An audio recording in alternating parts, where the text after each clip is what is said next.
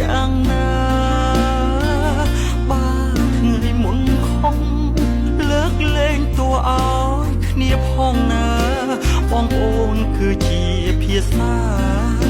ដែលស្ដាប់ឮហើយមិនឯកោ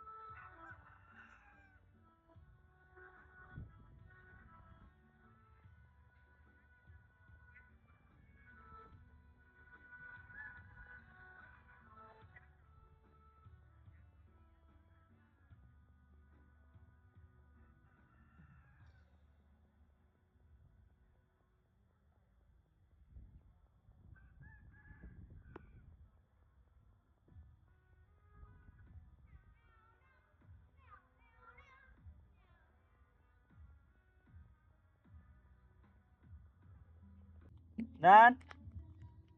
កំទៅអេទៅនេះណាន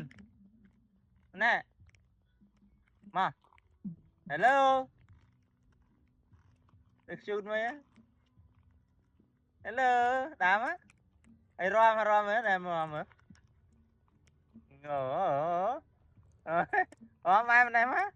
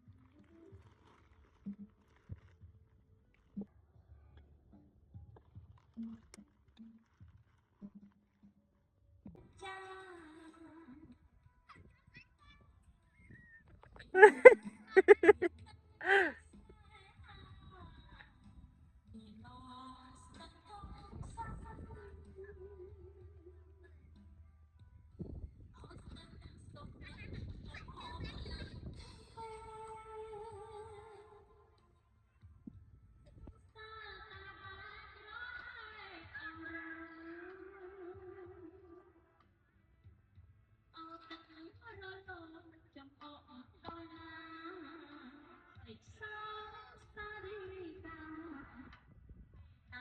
để không bỏ lỡ